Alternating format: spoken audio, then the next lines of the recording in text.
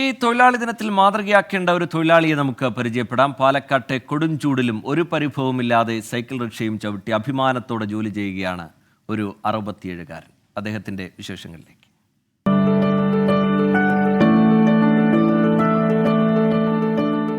ഇത് യാക്കര സ്വദേശി അബ്ദുൾ ജബ്ബാർ. പ്രായം 67 കഴിഞ്ഞു.